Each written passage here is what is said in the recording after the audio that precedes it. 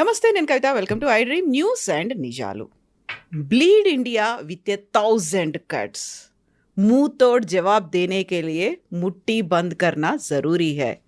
ఈ రెండు డైలాగ్స్ ఇప్పుడు దేశవ్యాప్తంగా చర్చనీయాంశమయ్యాయి, ప్రపంచాన్ని షేక్ చేస్తున్నాయి. మనం దురంధర్ సినిమా గురించి మాట్లాడుకోబోతున్నాం. నిజంగా 3 గంటల 40 నిమిషాల సినిమాలో చూపించిందంతా నిజమేనా? పొలిటికల్గా వాడుకోవాలని చూస్తున్నారా? జియో పాలిటిక్స్ కోసం ఈ సినిమాని ఉపయోగించుకుంటున్నారా? మనతో పాటుగా ఉన్నారు సీనియర్ జర్నలిస్ట్ సురేష్ కొచ్చాతిల్ గారు. సార్ నమస్తే. మనం ఒక రెండొక సినిమా గురించి మనం మాట్లాడుకుంటున్నాము. ఎస్. సో దురంధర్ అనే సినిమా అనేది ఇప్పుడు యాక్చువల్గా పాకిస్తాన్లో ఉన్నటువంటి సిచ్యువేషన్ని చెప్పడం కాదు, భారతదేశంలో ఉన్నటువంటి సిచ్యువేషన్స్ అండర్లయింగ్గా పేర్లని మెన్షన్ చేయకుండానే అక్కడ క్యారెక్టర్స్ ఎవరు, సిచ్యువేషన్స్ ఏంటి, ఎవరి గురించి మాట్లాడుకుంటున్నారు అన్నీ చెప్తోంది. నిజంగా దురంధర్ ఇప్పుడు ఎందుకు వచ్చింది, దాని గురించి మనం ఎందుకని మాట్లాడుకోవాలి? నేను ఈ సినిమా చూడడానికి చాలా రోజుల నుంచి, అంటే రిలీజ్ అయినప్పటి నుంచి చాలామంది నాకు మెసేజ్ పంపిస్తున్నారు, సురేష్ గారు మీరు చూసారా లేదా, దాని తర్వాత ఒక రివ్యూ రాయాలి మీరు అని చెప్పారు, రివ్యూ షోస్ చేయమన్నారు. సో కొన్ని ఛానల్స్ అడిగారు, నేను చెప్పాను నేను ఇంకా చూడలేదు, ఎందుకంటే 3 గంటల 40 నిమిషాలు అంటే నాకు చాలా ప్రెషియస్ టైం అది. బహుశా 3 ఇంటర్వ్యూలు చేయొచ్చు అయిపోతాయి. సో కానీ నేను సాయంత్రం లాస్ట్ మినిట్ డిసైడ్ చేసి జూబ్లీ హిల్స్ బయలుదేరి లాస్ట్ టైం చూసుకుంటూ వెళ్తున్నాను థియేటర్లు, ఎందుకంటే ఆల్మోస్ట్ ఒక 20 థియేటర్లు నడుస్తుంది షో. అది ఒక్కొక్క థియేటర్లో 10 షోలు ఉన్నాయి కొన్ని థియేటర్లు అయితే. లాస్ట్ కవాడి కూడా చేరుకున్నప్పుడు ఎగ్జాక్ట్లీ 4:45 షో ఉంది. సో సత్వాల వెళ్ళి చూశాను, సినిమా చూసాను, అప్పుడే బుక్ చేసుకొని వెళ్ళాను. బాగుంది sir, this no doubt about it. చాలా మటుకు we can relate to the cinema. మీరు చెప్పినట్లు ఒక డిస్క్లైమర్ ముందే పెట్టేస్తే 3 గంటల 40 నిమిషాలకి మీరు కూర్చోవాల్సిన మీకు పేషెన్స్ ఉండాలి ఒకటి. రెండవది వైలెన్స్, బ్లడ్ షెడ్, ఎందుకంటే ఆఫ్కోర్స్ అడల్ట్స్ మూవీయే, కానీ మీ ఫ్యామిలీతో వెళ్తే కూడా మీరు వైఫో లేకుంటే మీ మిగతా సిస్టరో బ్రదరో వాళ్ళ మదరో ఫాదర్ని తీసుకు వాళ్ళు కూడా తట్టుకోవాల్సిన కొన్ని సీన్స్ ఉన్నాయి దాంట్లో, తట్టుకోలేరు వాళ్ళు, చాలా బ్లడ్ కర్డ్లింగ్ ఉన్నాయి. దాని తర్వాత లిబరల్ గాలీస్, పంజాబీ గాలీస్ అక్రాస్ ద బోర్డ్ నడుస్తున్నాడు, ఎందుకంటే పష్తూన్ వైపు కదా, అటువైపు Pakistan same culture, even censor cuts ఉన్నా. సో అక్కడక్కడ మ్యూట్ చేశారు కొంచెం, కానీ you can make out very clearly what they saying. Movie మొదలవుతుంది, నేను I don't want play the spoiler, ఎందుకంటే మొత్తం సినిమా కథ చెప్పకూడదు, అందుకే మళ్ళీ సినిమా మీరు వెళ్ళి చూడాల్సిందే మన ప్రేక్షకులు. కానీ it starts in a very very desolate Kandahar runway. అక్కడ ఒక IC-814 ఎయిర్క్రాఫ్ట్ ఆగిపోయి ఉంటుంది. కింద the gentlemen playing Ajit Doval's role Madhavan cigarette తాగి నిలబడుతున్నారు, ఎయిర్క్రాఫ్ట్ని చూస్తున్నారు. Then suddenly Jaswant Singh arrives, foreign minister అప్పుడు. హీ అరైవ్స్ అండ్ డిసిషన్ చెప్తున్నారు, క్యాబినెట్ డిసిషన్ ఏం జరిగింది. వాళ్ళు ముందు 30 టెర్రరిస్ట్ని అడిగారు, తర్వాత అజిత్ దోవల్ గారు మాట్లాడి దాన్ని 3 తగ్గించారు. At that point Ajit Doval చెప్తారన్నమాట, ఈ 3 కూడా నేను తగ్గించి 0 కూడా చేయొచ్చు, మీరు నాకు టైం ఇస్తే చాలంటే, then we don't have time అని చెప్తే, దాని తర్వాత చాలా మటుకు ఎయిర్క్రాఫ్ట్ లోపల నడిచే కొన్ని బ్లడ్ కర్డ్లింగ్ వైలెన్స్ చూపిస్తారు. దాని తర్వాత the scene shifts to Delhi. దాని 3 మేజర్ ఇన్సిడెంట్స్ చూపించారు. అంటే భారతదేశంలో pre-2014 post-2014 ఒక డిఫరెన్స్ చూపించింది. ఇన్ఫాక్ట్ ఆ సినిమాలో ఒక డైలాగ్ ఉంది, ఒక టైంలో ఇంటెలిజెన్స్ రిపోర్ట్ తీసుకొస్తారు, రాక్కి అక్కడి నుంచి వచ్చిన ఇంటెలిజెన్స్ రిపోర్ట్ తీసుకొచ్చి అజిత్ దోవల్ గారి దగ్గరికి ఇస్తే, యాక్షన్ తీసుకోవాలి సార్ మనమని అసిస్టెంట్ చెప్తారు. ఆయన అసిస్టెంట్ నహీ కర్ సక్తే, హిందీలో చెప్తారు, చేయలేం మనం. కానీ ఒకరోజు ఒక గవర్నమెంట్ వస్తుంది, ఆ గవర్నమెంట్ ఇప్పుడు చేద్దాం. That is a very subtle indication that Modi government వచ్చిన తర్వాత కథ మారిపోయిందని. ఇన్ఫ్యాక్ట్ సినిమాలో చాలా ప్లేసెస్లో, ఒకటి IC-814 గురించి చెప్పాను మీకు, అది కాకుండా పార్లమెంట్ అటాక్ చూపించారు, దాని కాకుండా 26/11. ఈ మూడిట్లో ఎస్పెషల్లీ 26/11 జరిగిన తర్వాత వాళ్ళే డిస్కస్ చేస్తున్నారు, మేము అనుకున్నాం ఇండియన్ గవర్నమెంట్ మమ్మల్ని వచ్చి కొడుతుంది, మమ్మల్ని టెర్రరిస్ట్ క్యాంప్ని అటాక్ చేస్తుంది అనుకున్నాం, కానీ ఎవ్వరు అక్కడి నుంచి మా మీద ఒక చుక్క అది కూడా పడలేదు, ఇంపాక్ట్ కూడా లేకుండా మా మీద. That shows the helplessness. And in fact, the last scene in the movie where Ranveer is relaxing and saying, "ये नया भारत है, हम घर में घुस के मारेंगे." ఆ డైలాగ్ మోదీ గారు ఎప్పుడు చెప్తుంటారు, you can relate it immediately. మనకి ఎప్పుడు హిస్టరీ చూపిస్తే చాలామందికి అది బాధ అనిపిస్తుంది. ఇన్ఫ్యాక్ట్ మీరు రివ్యూస్ చూస్తే హృతిక్ రోషన్ ఫస్ట్ ఒక రివ్యూ రాశారు, చిన్న ఇన్స్టాగ్రామ్ రివ్యూ రాశారు. దాంట్లో పొలిటిక్స్ గురించి కొంచెం కామెంట్ చేస్తారు, ఈ పొలిటిక్స్ తీసుకురావాలన్నా ఉండేలా అని చెప్పేసి, అవసరమా అని చెప్పి దాన్ని కాంగ్రెస్ వాళ్ళు తీసుకుని ఆడుకున్నారు. కానీ అదే దాని టైంలో ఆయన ట్విట్టర్లో ఒక ట్వీట్ చేసిండు విచ్ ఇస్ ఎగ్జాక్ట్లీ ఆపోజిట్ అని చెప్పారు. చాలా బ్రిలియంట్ యాక్టింగ్, అక్షయ్ ఖన్నా కానివ్వండి, రణ్వీర్ సింగ్ కానివ్వండి, సంజయ్ దత్, వీళ్ళందరూ చాలా బాగా యాక్ట్ చేశారు అని చెప్పి, మాధవన్ ఆల్సో అని మాట్లాడారు అని దాన్ని ట్వీట్ చేశారనమాట. అది కాకుండా కొంతమంది రివ్యూస్ రాసిన వాళ్ళ రివ్యూస్ కనిపించకుండా పోయింది. ఎందుకంటే యాంటీ ఇండియన్ నెరేటివ్ కొంచెం రాయంగానే రైట్ వింగ్ వాళ్ళు వచ్చి అందరు కలిసి వాళ్ళ మీద అటాక్ చేస్తున్నారని చెప్పి.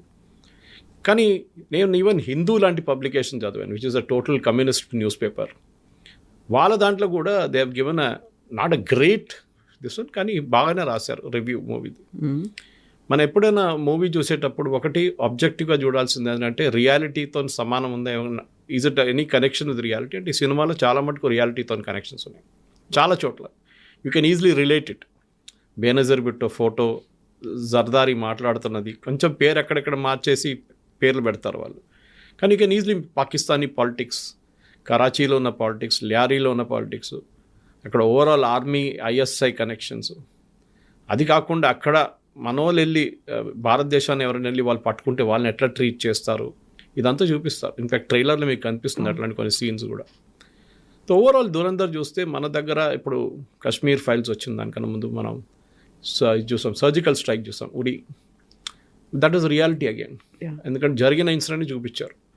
ఇది ఒక ట్రెండ్ ఇప్పుడు భారతదేశం. And Aditya Dhar was the same director, Uri director కదా ఇక్కడ కూడా చేసింది. సో ఆ ట్రెండ్ ఏంటంటే మన దగ్గర జరిగిన ఇన్సిడెంట్స్ని మళ్ళీ చూపించడం ఒక ట్రెండ్ ఉంటుంది. ఫర్ ఎగ్జాంపుల్ ఇప్పుడు బంగ్లాదేశ్ వార్ 1971 మన Gulzar daughter has shown, Magna, ఆమె షూట్ చేసిన శామ్ మనెక్షాస్ పర్స్పెక్టివ్, శామ్ బహదూర్ అని చెప్పి. చాలా మటుకు ఇప్పుడున్న ఈ ఏజ్ గ్రూపులు ఉన్న వాళ్ళకి అప్పుడు ఏం జరిగింది 71, even I was in school then, నాకు కూడా కొంచెం చాలా మటుకు తెలుసు. దాని తర్వాత చదివినప్పుడు మనకు తెలిసిపోయింది ఏం జరిగింది ఆ టైంలో. కానీ ఒక సినిమాటిక్ మోడ్లో తీసుకొచ్చేటప్పుడు ఒక పర్సనాలిటీ, శామ్ బహదూర్ లాంటి పర్సనాలిటీ, ఆయన లీడర్షిప్ క్వాలిటీ అంతా బయటకు వస్తుంది. ప్లానింగ్ ఏంటి, ఎగ్జిక్యూషన్ ఎట్లా చేస్తారు. ఇక్కడ ఈ స్టోరీలో కూడా అజిత్ దోవల్ గారు పాకిస్తాన్లో వెళ్ళి 6 సంవత్సరాలు ఉన్నారని మన అందరికి తెలిసిందే. అక్కడ వెళ్ళి he was staying as a రా ఏజెంట్ అండర్ గ్రౌండ్. ఆలోచించండి, పట్టుకుంటే చంపేస్తారు, చంపడం కాదు టార్చర్ చేసి చంపుతారు, మొత్తం ఇన్ఫర్మేషన్ తీసుకొని వాళ్ళు చంపేస్తారు.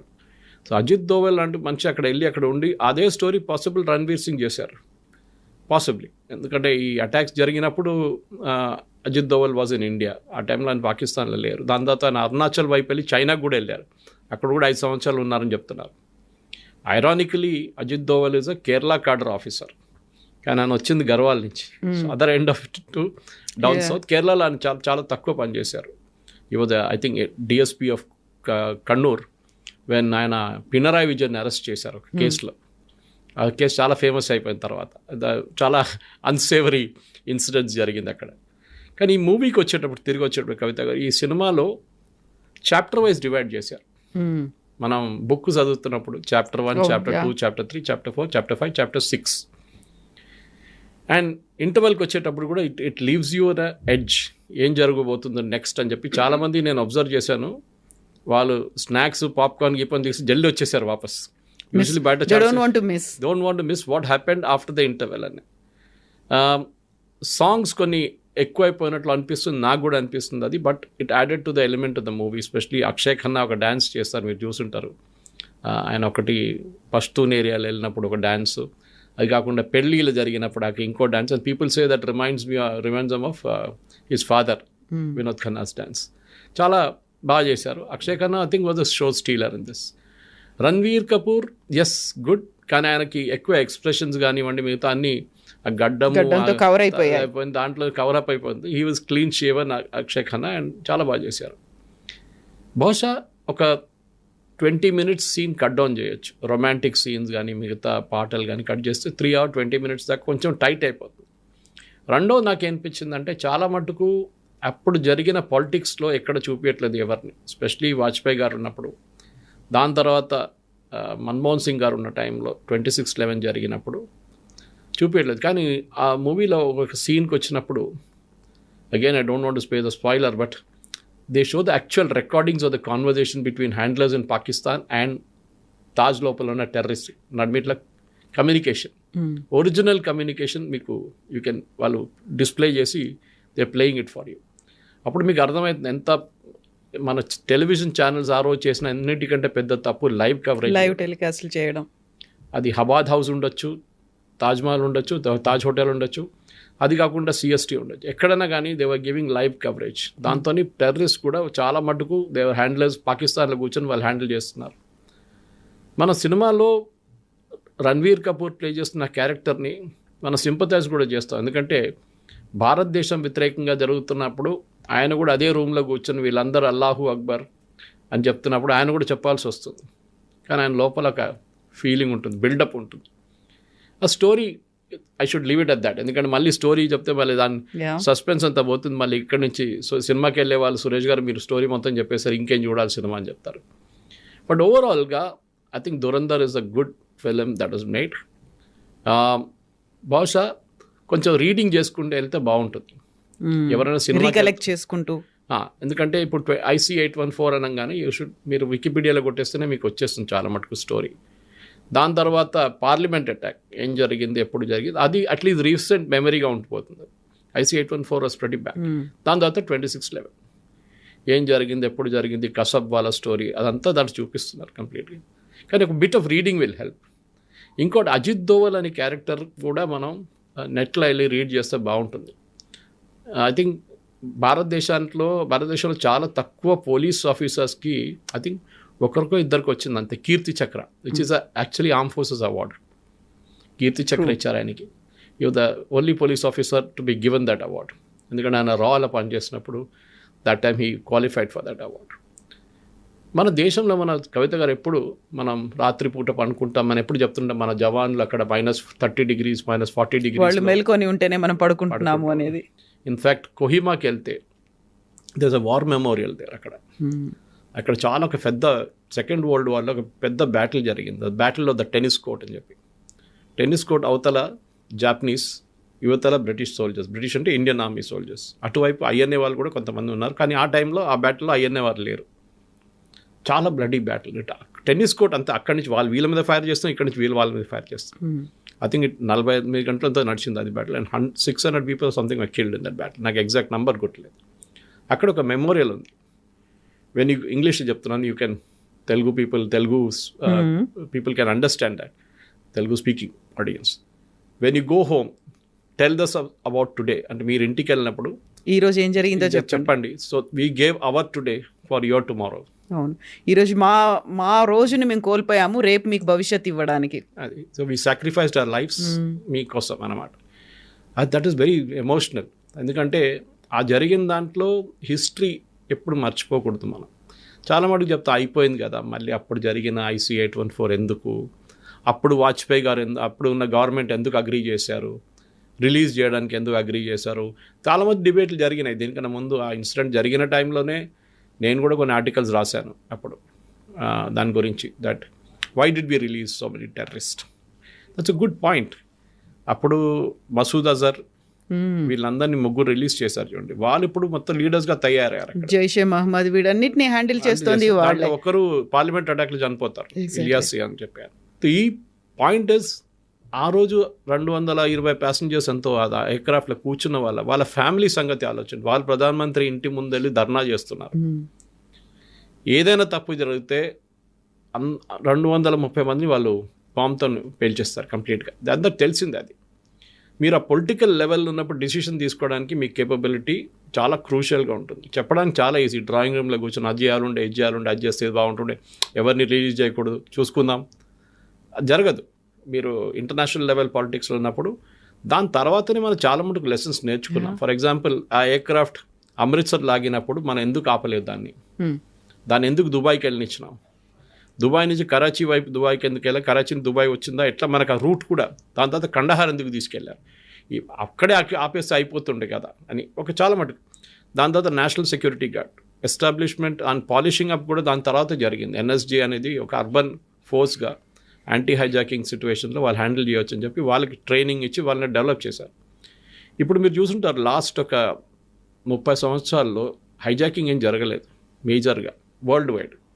అక్కడక్కడ చిన్న చిన్న చుట్టూ గట్ల కానీ మేజర్ హైజాకింగ్స్ ఎక్కడ జరగలేదు. కానీ పానామ్ కానివ్వండి, దాని తర్వాత ఎంటెబేకి తీసుకెళ్ళిన ఎయిర్ ఫ్రాన్స్ ఎయిర్క్రాఫ్ట్, మన ఇదీ అమీన్ ఉన్నప్పుడు పాలస్తీనియన్ టెర్రరిస్ట్ తీసుకెళ్లారు ఇజ్రాయలీ హాస్టేజెస్ని, బ్యాటిల్ ఎట్ ఎంటెబే అని చెప్పి చాలా మంచి ఫిలిం కూడా వచ్చింది దాన్ని. ఒక మోడర్న్ సివిలైజేషన్లో మనం బతుకుతున్నప్పుడు టెర్రరిస్ట్ గ్రూప్తో ఉన్నప్పుడు చాలా మటుకు స్టోరీస్ ఇట్లా వస్తుంది మనకి. మీరు ఇజ్రాయలీ మొసాడ్ స్టోరీస్ చూసి టెలివిజన్ చాలా ఉన్నాయి యూట్యూబ్లో. వాళ్ళు ఒక్కొక్క టెర్రరిస్ట్ని ఎట్లా చంపారు, యుఎస్ సులేమానీని ఎట్లా చంపారు, Iranian scientist, there load of such stories. కానీ దురంధర్ అనేది ఒక ఫ్లాష్ బ్యాక్ లాగా మనకి, that we're bringing it back. మీకు ఒక స్టోరీ చెప్తున్నాం, దానికోసం నేను మొత్తం స్టోరీ చెప్పట్లేదు, కొంచెం అక్కడిక్కడ చెప్తున్నాను. కానీ మీరు వెళ్ళే ముందు డెఫినెట్గా రీడింగ్ ఇస్ ఎసెన్షియల్. లేకుంటే మీరు అక్కడ వెళ్ళిన తర్వాత దీనికి దానికి ఏం కనెక్షను, కరాచీ ఎక్కడుంది, రావల్పిండి ఎక్కడుంది, లాహోర్ ఎక్కడుందని మీరు తెలుసుకోవాలి. ఏది పోర్ట్ టౌన్, ఏది ఇన్సైడ్ టౌన్, వాళ్ళు పాకిస్తానీ పాలిటిక్స్లో జర్దారీ రోల్ ఏంటి, బేనజీర్ భుట్టో రోల్ ఏంటి, జిన్నా ఏం చెప్పాడు, జిన్నాకి రోల్ లేదు దాంట్లో ఎక్కువ. దాంట్లో మటుకు దిస్ ప్రెసెంట్ జనరేషన్ దగ్గరే ఉంది, ఆగిపోయింది. ఈవెన్ బేనజీర్ ముందు చూపించట్లేదు, Bhutto that's not showing Zulfikar Ali Bhutto, Benazir నుంచే ఉందన్నమాట. కానీ బేనజీర్ని కూడా చూపించలేదు, ఇట్స్ ఓన్లీ షోయింగ్ జర్దారీ. కానీ పాకిస్తానీ పాలిటిక్స్ చూపిస్తున్నారు, అక్కడున్న గేమ్ ఎట్లా ఆడతారు వీళ్ళని చెప్పేసి. రొమాంటిక్ ఇంటర్వ్యూడ్స్ కొంచెం ఉంది, possibly that could have been avoided. అది అవాయిడ్ చేస్తే కొంచెం సీరియస్ మూవీ అయిపోతుంది. కొంతమంది నేను డిస్కస్ చేస్తే ఏమన్నంటే మళ్ళీ డాక్యుమెంటరీ లాగా అయిపోతుంది కదా, సినిమా లాగా ఉండదు కదా అంటే, సరే ఓకే ఏం చెప్తారు, ఒక సినిమాటిక్ లిబర్టీ అని చెప్పొచ్చు రొమాంటిసిజం పెట్టడం అంతా. కానీ అది కొంచెం డైల్యూట్ చేసింది సినిమాని. అది లేకుంటే ఇంకా చాలా సీరియస్ మూవీగా ఉండిపోతుండే. స్టోరీ టెల్లింగ్లో ఐ థింక్ చాలా బాగా చేశారు. Screen play is return brilliantly. పాటలు కూడా చాలా బాగున్నాయి. యూ మైట్ ఆ సినిమా చూస్తున్నప్పుడు మన పాట మీద ఎక్కువ కాన్సన్ట్రేట్ చేయం, కానీ తర్వాత మన పాట వింటున్నప్పుడు చాలా మటుకు పంజాబీ స్టైల్లో, పంజాబీ మ్యూజిక్లో పష్టూన్ అటువైపు ఉన్న పష్టూన్ మ్యూజిక్లో అని వాళ్ళది ఏం చెప్తారు, వాళ్ళ ట్రైబల్ ఫోక్లోర్ అని అట్లాంటి చాలా మటుకు చూపించి చాలా బాగా చేశారు. అంటే మన ఇండియన్స్ కూడా అదొక ప్రాసెస్ ఆఫ్ డిస్కవరీ అది. ఎందుకంటే చాలా మటుకు మనకి పాకిస్తాన్ అనగానే పాకిస్తాన్ అనుకుంటా, కానీ there is a Pakistani Punjab, Gujarat, Sindh, and then there is a Khyber Pakhtunkhwa అటువైపు. అన్ని lawless places. Khyber Pakhtunkhwa and వాళ్ళు అక్కడ టిపికల్ ఆఫ్ఘనిస్తాన్ స్టైల్లో ఉంటున్నారు. కానీ ఇక్కడ ఈవెన్ ఏం చెప్తారు, చూపించిన లొకేల్స్ కూడా చూసి చాలా మటుకు మనకి రియల్ పాకిస్తాన్ అనిపిస్తుంది ఒక్కొక్కసారి. చాలా మటు ఏఐ యూజ్ చేశారు దాంట్లో, అదన్నీ చేశారు. కానీ బహుశా లదాఖ్ ఉంది, ఎందుకంటే నేను కొన్ని షార్ట్స్ చూసినప్పుడు కనిపించినప్పుడు నాకు లదాఖ్ కనిపించింది దాంట్లో. You can make out it's very clear. కానీ ఓవరాల్ దురంధర్ అనే సినిమాకి ఇప్పుడు collection, I think box office collection నిన్న దాకా 180 కోట్లు కలెక్ట్ అయినాయి. న్యాచురల్లీ జియో వాళ్ళు చాలా బాగా ప్రమోట్ చేస్తారు, వాళ్ళ దగ్గర బడ్జెట్ ఉంది ప్రమోట్ చేయడానికి. కానీ స్టోరీ టెల్లింగ్లో నేషనల్ అవార్డు వస్తుందని కానీ ఐ డౌట్ నేషనల్ అవార్డు. కానీ సినిమాకి ఒక అవార్డు రావాల్సింది, స్టోరీ టెల్లింగ్కి ఒక అవార్డు, స్క్రీన్ ప్లే బహుశా, ఎందుకంటే చాలా బాగుంది screen play, and camera work is అవసరం, దాంట్లో డౌటే లేదు. బట్ ఇప్పుడున్న దాంట్లో కెమెరా ఎక్కడ ఆగిపోతుంది, ఎక్కడ స్టార్ట్ అవుతుందో మనం చెప్పలేము. So it is a possibility. కానీ చాలా బాగుంది సినిమా. కవిత గారు, మన ప్రేక్షకులు అందరు వెళ్ళి చూడాల్సిందే. సబ్ టైటిల్స్ ఉంది ఇంగ్లీష్లో, సో మీరు even if you don't understand Hindi, మీకు అక్కడ వెళ్ళినప్పుడు సబ్ టైటిల్స్ చూసుకొని మీకు సినిమా తెలిసిపోతుంది. మళ్ళీ ఓటీటీలో వచ్చే తర్వాత చూద్దామంటే నాకు డౌట్ ఉంది ఇది ఓటీటీలో వస్తుందా అని. ఎందుకంటే ఏ మూవీస్ ఎప్పుడు ఓటీటీలో రాదు, యూజువలీ రాదు. అది లేకుంటే వాళ్ళు కట్ చేస్తారు చాలా మటుకు, ఎందుకంటే పిల్లలు కూడా చూడొచ్చు కదా అని చెప్పేసి. సో బహుశా ఓటీటీకి వచ్చే ముందే మీరు థియేటర్లో వెళ్ళి చూస్తే బాగుంటుంది. అండ్ ఐ థింక్ ఫ్యామిలీని తీసుకెళ్తున్నాడు, ఒకసారి ఆలోచించుకొని స్టాట్యూటరీ వార్నింగ్ ఇచ్చి తీసుకెళ్ళండి. సిగరెట్కి వేస్తారు కదా వార్నింగ్, అట్లనే too much of violence and too much of gaalis, MCBC గాలీలు చాలా ఉన్నాయి దాంట్లో. అండ్ ఎస్, కొన్ని వైలెన్స్ అయితే మనం తట్టుకోలేము, అంత ఘోరంగా చూపించారు దాంట్లో. ఎట్లా సెన్సార్ బోర్డు సిజర్ ఎస్కేప్ అయింది, I was wondering how it escaped అనేది చాలా మటుకు. But overall it's good movie, there is no doubt. చూడాల్సిన సినిమాని మిస్ చేయకండి. సరే నాకు 3 గంటల 40 నిమిషాలు ఎట్లా కూర్చుంటాను, దాని తర్వాత 10 నిమిషాలు ఇంటర్వ్యూలు వెళ్తే almost 4 hours. But it's wonderful movie, you should watch it. ఇంతసేపు మనం పాకిస్తాన్ వైపు నుంచి మాట్లాడుకున్నప్పుడు, దెన్ వాట్ అబౌట్ మన దగ్గర ఉన్నటువంటి ఇంటర్నల్ పాలిటిక్స్ అనేది కూడా, ఫేక్ కరెన్సీ దగ్గర నుంచి మాట్లాడుకుంటే, అండ్ నోట్ బంద్ కావచ్చు, లేకపోతే డిమానిటైజేషన్లో లాంగ్ క్యూస్లో వెయిట్ చేయడం అనేది కూడా, ఎంతసేపు మనం పాకిస్తాన్ యాంగిల్ నుంచి చూస్తామా, ఇంటర్నల్గా they don't name any party, ఈ పర్టికులర్గా ఈ లీడరో లేకపోతే ఈ పార్టీయో అది మాట్లాడకపోయినప్పటికీ we can recollect indications. Indications, కొన్ని హింట్స్ ఇస్తూ ఉన్నారు. డెలిబరేట్గా చేసినటువంటి ప్రయత్నమేనా అది? అవును, హిందీలో అంటారు సమజ్దార్కు ఇషారా కాఫీ అంటారు. నిన్న రాత్రి ఒక చిన్న ఇన్సిడెంట్ జరిగింది. నేను ఇది ట్వీట్ చేశాను. సినిమా చూసి వచ్చి రాత్రి 1 గంటకు అనుకుంటా, 12 గంటలు 1 గంటకు ట్వీట్ చేశాను. సినిమాలో ఒక సీన్ ఉంది మీరు చెప్పినట్లు, అది నేను దీంట్లో చెప్పలేదు కానీ కరెన్సీ నోట్స్ గురించి, భారతదేశంలో వస్తున్న ఫేక్ కరెన్సీ గురించి, దాని ఆరిజిన్ ఎక్కడి నుంచి అని చూపిస్తారు. అది పాకిస్తాన్లో ఐఎస్ఏ వాళ్ళకి యూనిట్ ఉంది, వాళ్ళు అక్కడి నుంచి ప్రింట్ చేసి 500 నోట్ పంపిస్తున్నారు, 500 ఓన్లీ. అప్పుడు మీకు అర్థమవుతుంది మోదీ గారు 500 ఎందుకు డిమానిటైజేషన్ చేశారు. దాని తర్వాత ఇవాళ దాకా కాశ్మీర్ వ్యాలీలో ఫ్రైడే ప్రేయర్స్ తర్వాత ఎప్పుడు చూసినా రాళ్ళు విసురుతారు పిల్లలు, చిన్న చిన్న పిల్లలు కూడా. అది కాకుండా ఆర్మీ ఆపరేషన్ జరుగుతున్నప్పుడు కూడా రాళ్ళు విసురుతారు వాళ్ళు వచ్చి. ఇప్పుడు మీరు అట్లాంటి ఒక్క ఇన్సిడెంట్ కూడా వినలేదు డిమానిటైజేషన్ తర్వాత. మీకు చాలామంది చెప్పొచ్చు అలా లాజిక్, డిమానిటైజేషన్ ఫెయిల్ అయింది, ఇప్పుడు కూడా చాలా మటుకు 500 నోట్ కరెన్సీ ఇప్పుడు కూడా ఉంది కదా అంటే, ఎస్ అది ఎప్పుడు ఉంటుంది. ఇవాళ పాకిస్తాన్ కాకపోతే ఇంకెక్కడ ప్రింట్ చేసి వాళ్ళు పంపిస్తారు. ఎందుకంటే వాళ్ళకి ఏంటంటే ఇండియన్ ఎకానమీని డీస్టెబిలైజ్ చేయడం వాళ్ళ స్ట్రాటజీ. సో 100 రూపాయలు 500 రూపాయలు ఉంటే దాంట్లో ఒక 500 రూపాయలు కలుపుకుంటే అది అయిపోతుంది, డ్యామేజ్ చేస్తుంది దాన్ని. అట్లా మీరు మల్టిప్లై చేసుకుంటే పోతే చాలా మటుకు ఎస్ ఈవెన్ 500 నోట్స్ చాలా మటుకు ఫేక్ ఉంది. కానీ 1000 రూపీస్ ఇప్పుడు సర్క్యులేషన్ లేదు, 2000 కూడా తీసేశారు. So the maximum impact is on 500. So అక్కడ చూపిస్తున్న ఏంటంటే ఎట్లా ప్రింట్ చేస్తారు దాని గురించి నిన్న రాత్రి ట్వీట్ చేశాను నేను. That P Chidambaram and son Karti Chidambaram గురించి మెన్షన్ ఉంది దాంట్లో, చాలా క్లియర్ ఇండికేషన్. ఓకే, వీళ్ళిద్దరూ లండన్కి వెళ్ళి వస్తున్నప్పుడు దుబాయ్లో స్టాప్ అయ్యారు. అక్కడ ఈ ప్రింటింగ్ మిషన్ది కొన్ని ప్లేట్స్ ఉంటుంది, ప్రింటింగ్ ప్లేట్స్ అంటాం మేము, న్యూస్ పేపర్లో పనిచేసాను నాకు తెలుసు. ప్లేట్స్ ఉంటుంది, అల్యూమినియం ప్లేట్స్. అది చాలా హై సెక్యూరిటీ ప్లేట్స్ ఉన్నప్పుడు చాలా హై సెక్యూరిటీ ఉంటుంది దానికి. ఎవరు బయట దాన్ని వాళ్ళు వాడుకోరు ఎవరు. ఆ కంపెనీ మనకి ఇచ్చిన తర్వాత మన హైదరాబాద్లో ప్రింటింగ్ ప్రెస్ ఉండే ముందు, కానీ ఇప్పుడు ఇక్కడ అక్కడ కాయిన్స్ మింట్ చేస్తున్నారు. కానీ నాసిక్లో ఒక ప్రింటింగ్ ప్రెస్ ఉంది మనకి. అక్కడి నుంచి ఏం జరిగిందంటే ఆ స్టోరీ నేను ట్వీట్ చేసిన తర్వాత రాత్రి 1:20 కార్తీ చిదంబరం వచ్చి నా ఫేస్బుక్లో ఒక మెసేజ్ పెట్టారు. దాని స్క్రీన్ షాట్ నేను ఇవాళ నా ఫేస్బుక్లో షేర్ చేశాను, కొన్ని వాట్సాప్ గ్రూప్లో కూడా షేర్ చేశాను. మీరు వాట్సాప్ యూనివర్సిటీ నుంచి ఇదంతా తీసుకొచ్చారా అని చెప్పి. So I replied to him saying that ఒక స్టోరీ ఉంది, మీరు చూడండి, మీకు గుర్తుంటుంది. ఒక బ్రిటిష్ కంపెనీ ఉంది, RUVE something is companies name. వాళ్ళు మన ఇండియన్ ఫైనాన్స్ మినిస్టర్ యూపీఏ హయాంలో ఒక అగ్రిమెంట్ చేసుకున్నారు.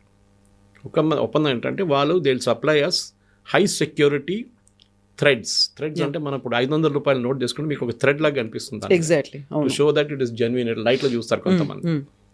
అది ఒక పేటెంటెడ్ ప్రోడక్ట్. అది వీళ్ళని చెప్పారు మా దగ్గర పేటెంట్ ఉంది, మీకు అది ఇస్తున్నామని చెప్పి మన దగ్గర ఒప్పందం చేసుకుని అడ్వాన్స్ తీసుకున్నారు వాళ్ళు. దాంతోపాటు పేపర్ ప్రింట్ చేసే పేపర్ కూడా యూనిక్ ఉంటుంది. నోట్స్ ప్రింట్ చేసి నాసిక్లో కానీ మిగతా మన సెక్యూరిటీ ప్లేసెస్లో, మన హైదరాబాద్లో కూడా ప్రింట్ చేస్తారు ప్రింట్. ఇది జరిగినప్పుడు ఏం జరిగిందంటే ఈ పాత ఒక మిషన్ నాసిక్లో ఉండే, and this is the confirm story with అప్పుడున్న ఫైనాన్స్ మినిస్ట్రీలో జరిగిన అవకతవకలు. Then I can tell you what happened. ఈ సిట్యువేషన్లో ఏం జరిగిందంటే ఈ మిషన్, పాత ఒక మిషన్ అమ్మడానికి వీళ్ళు టెండర్ పెట్టారు. యూజువలీ ఈ security printing machines, press machines అమ్ముతున్నప్పుడు దాన్ని ముక్కలు చేసేస్తారు మిషన్ని. సో దట్ కిలోల హిసాబ్లో అమ్ముతారు, ఎందుకంటే ఇంకొకటి వాడకూడదు. మన నార్మల్ ప్రెస్ లాగా కాదు ఇది. అంటే ఇంకోడు వాడుకుంటాడులే ప్రింటింగ్, వాడు చేసుకుంటాడు పాపం, వాడికైనా ఏదో ఉద్యోగం ఉంటుందని చెప్పేసి. ఇది అట్లా కాదు, ఇది ముక్కలు చేయాలి. సో చిదంబరం అప్పుడు ఫైనాన్స్ మినిస్టర్ ఆ టైంలో. స్టోరీ ఈజ్ దట్ ఈ ప్రెస్ని ముక్కలు చేయకుండా అట్లనే అమ్మేశారు. ఒక టెండర్ యూరోప్ నుంచి ఒక కంపెనీ వచ్చి తీసుకెళ్లారని. The story is that finally it landed in Pakistan. అది సినిమాలు చూపిస్తారు. అది కాకుండా ఈ ప్లేట్లు కూడా చాలా మట్టుకు మనకిచ్చిన అదే ప్లేట్లు, మనకిచ్చిన అదే సెక్యూరిటీ థ్రెడ్ ఈ బ్రిటిష్ ఫర్మ్ పాకిస్తాన్కి ఇచ్చారు, ISIకి. ఈ స్టోరీ బయటకు వచ్చిన తర్వాత విత్ ఇన్ కాంగ్రెస్ యూపీఏ హయాంలో బయటికి ఎక్కువ రాలేదు. చిదంబరంని ఫైనాన్స్ మినిస్ట్రీ పోస్ట్ నుంచి మూవ్ చేసేశారు, ఆయన హోమ్ మినిస్టర్ చేసేశారు. ప్రణబ్ ముఖర్జీ గారిని తీసుకొచ్చారు. ఆయన రాగానే ఏం చేయండి, ఫస్ట్ ఈ కాంట్రాక్ట్ క్యాన్సిల్ చేసేసాడు, బ్లాక్ లిస్ట్ చేసేసిండు ఆ కంపెనీ, బ్రిటిష్ కంపెనీ. మీతోనేం రిలేషన్షిప్ లేదు, మీ దగ్గర ఏమైంది అది మొత్తం నాకు రిటర్న్ చేసేసేయండి అని చెప్పారు. దాని తర్వాత 2 సంవత్సరాలు ప్రణబ్ ముఖర్జీ గారు ఉన్నప్పుడు దాకా పాకిస్తాన్లో మళ్ళీ ప్రింటింగ్ అంతా ఆగిపోయింది కొన్ని రోజులకి. మీరు బిలీవ్ చేయరు, మీరు అడిగారు కదా మన దేశంలో ఇన్ఫాక్ట్ దాంట్లో ఒక డైలాగ్ ఉంది, అప్నే దేశ్కే దుష్మన్ జాదా హై, పాకిస్తాన్తో దూసరా హై. మన దగ్గర ఉన్న మన వాళ్ళే ఇది ఇట్లాంటి పనులను చేస్తారు, పాకిస్తాన్ సెకండ్ వస్తుంది, మన దగ్గర ఉన్న వాళ్ళే చాలామంది మన దేశం మీద ద్రోహం చేస్తారని చెప్పేసి. సో ఆ ప్రణబ్ ముఖర్జీ గారు 2 సంవత్సరాలు ఉన్న తర్వాత అతన్ని for him they promoted him as the president of India. It is very controversial movie, మీకు గుర్తుంటుంది కవిత గారు. హీ డింట్ అగ్రీ, ఆయన వద్దని నాకు ప్రెసిడెంట్షిప్ వద్దని చెప్పారు ఆయన. కాదు మీరు తీసుకోవాలి, లేకుంటే మిమ్మల్ని క్యాబినెట్ నుంచి తొలగించేస్తాం ఎట్లా అని చెప్పేసి. So he accepted fine with great deal of reluctance. చిదంబరంని మళ్ళీ తీసుకొచ్చారు ఫైనాన్స్ మినిస్టర్గా. ఎవరు చేపించారు, ఎందుకు చేపించారు, గాడ్ ఓన్లీ నోస్. వెనకాల ఎవరున్నారు మీరు ఆర్వీఎస్ మణి గారి దగ్గర అడగాల్సి వస్తుంది, ఎవరు చేశారు. ఆయన పుస్తకాలు రాస్తూనే ఉంటారు దీని గురించి అంతా. ఈ wrote about the myth of Hindu terror, 26/11 ఎవరు చేపించారనేది ఆయన చాలా పుస్తకాల విత్ ప్రూఫ్ చెప్పారు ఆయన. ఇదే చిదంబరం పేరు అక్కడ కూడా ఉంది. చిదంబరం వచ్చిన తర్వాత ఇమీడియట్గా ఫస్ట్ ఆయన ఏం చేశారంటే ఈ కాంట్రాక్ట్ మళ్ళీ రిన్యూ చేశారు. బ్లాక్ లిస్ట్ చేసిన కంపెనీని ప్రణబ్ ముఖర్జీ గారు మళ్ళీ వాళ్ళని ఆ కాంట్రాక్ట్ని రిన్యూ చేశారు. మళ్ళీ వాళ్ళు స్టోరీ మొదలుపెట్టారు. భారతదేశానికి అదే ప్లేట్లు పంపిస్తారు, పాకిస్తాన్కి అదే ప్లేట్లు పంపిస్తారు, మనకిచ్చిన సెక్యూరిటీ థ్రెడ్ వాళ్ళకి ఇచ్చేస్తారు. మోదీ గారు రాగానే ఫస్ట్ ఏం చేశారంటే డిమానిటైజేషన్ ప్రాసెస్లో ఆ డిజైనే మార్చేశారు ప్లేట్ది కంప్లీట్గా. అండ్ ఈ బ్రిటిష్ ప్రెస్తో అసలు సంబంధం లేదు, క్యాన్సిల్ చేసి పడేశారు మొత్తం కాంట్రాక్ట్. ఇది డిమానిటైజేషన్ స్టోరీ. అక్కడ ఆ సినిమాలో చూపిస్తారు, డిమానిటైజేషన్ చూపించారు కానీ ఎట్లా అక్కడ నుంచి కరెన్సీ నోట్స్ ఖతార్కి వెళ్తుంది, ఖతార్ నుంచి ఒక స్పెషల్ ఎయిర్క్రాఫ్ట్ నేపాల్కి వస్తుంది, నేపాల్ నుంచి మన ఉత్తరప్రదేశ్ వైపు ఉన్న బార్డర్ నుంచి దాన్ని ఇండియా లోపల పుష్ చేస్తారు ఫేక్ నోట్స్. పెద్ద జరిగిన స్టోరీ అది సినిమాలో చూపిస్తున్నారు. మనం కూడా అర్థం చేసుకోవాలి ఎందుకు జరుగుతుంది, ఏం జరుగుతుంది అనేది. ఫేక్ నోట్ స్కాండల్ ఎందుకు, డిమానిటైజేషన్ తర్వాత కాశ్మీర్లో అక్కడ టెర్రరిస్ట్ ఇన్సిడెంట్స్ కానీ మోస్ట్ ఇంపార్టెంట్లీ స్టోన్ థ్రోయింగ్ ఎందుకు ఆగిపోయింది, అది డిమానిటైజేషన్ కనెక్షన్. అది కూడా సినిమాలు చాలా బాగా చూపించారు.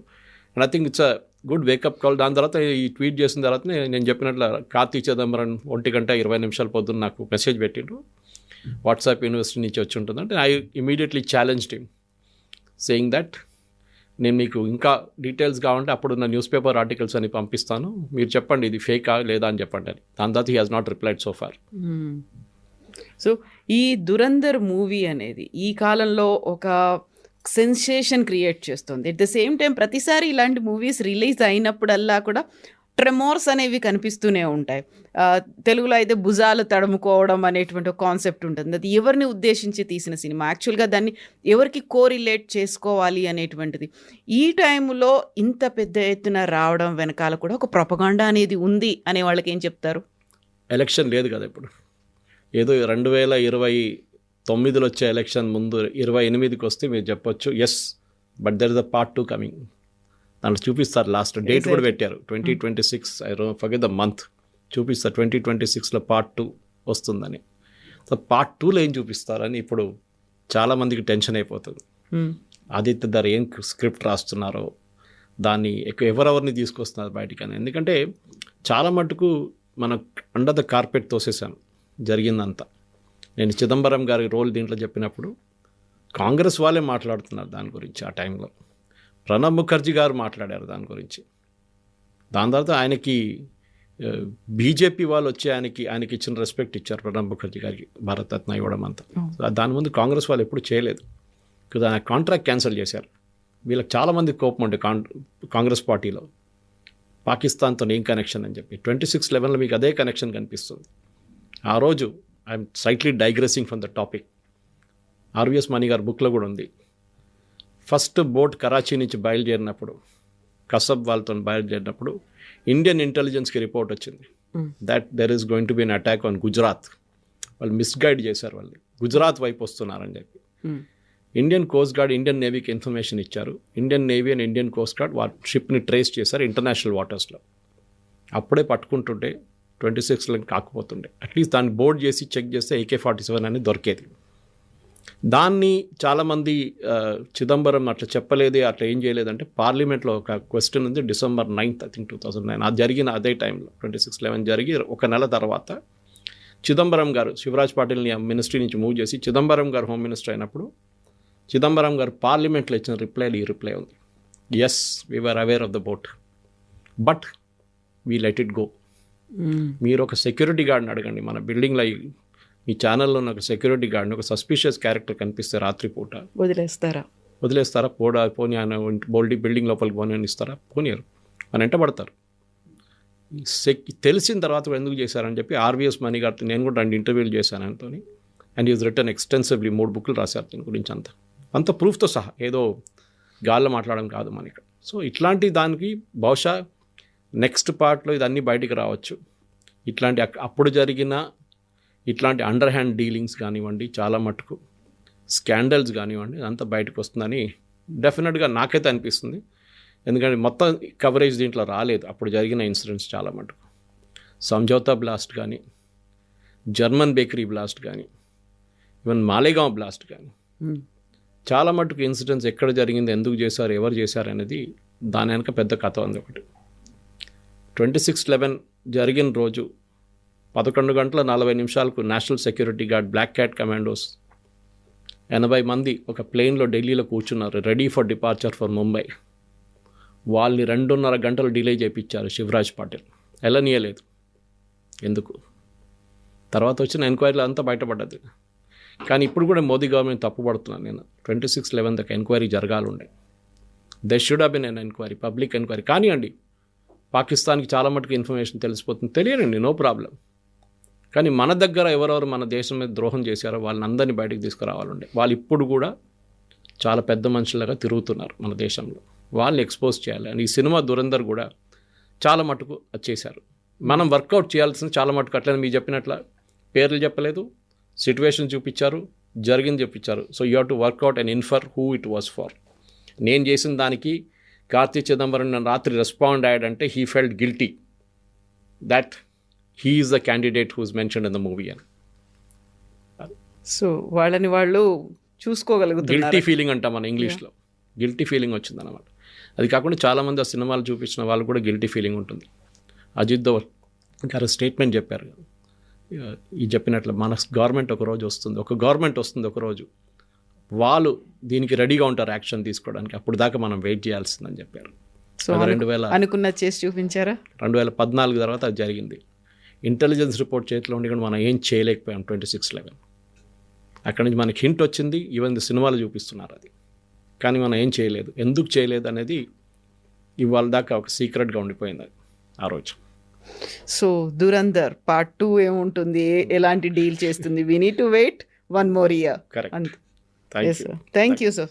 Thank you sir. నిజంగా ప్రస్తుతం ఉన్నటువంటి సమాజం దేనికి ప్రయారిటీ ఇస్తుంది? ఆర్థిక సంబంధాల చుట్టూ మాత్రమే తిరుగుతోంది. మళ్ళీ ఎన్నికలంగానే చాలా విరక్తి కలుగుతున్నాం. మంచి అనిపిస్తుంది కదా, లేడీస్ కూడా ఛాలెంజింగ్ జాబ్స్ చేసినప్పుడు చాలా బాగుంటది. ట్రాఫిక్ అసిస్టెంట్స్ గా నియమించిన ట్రాన్స్జెండర్స్ అందరితో సాల్యూట్ చేయించుకుంటున్నారు. ఫుడ్ డెలివరీ ఇవ్వటానికి వెళ్ళినటువంటి డెలివరీ బాయ్ అనిల్ పై కళ్ళ ముందు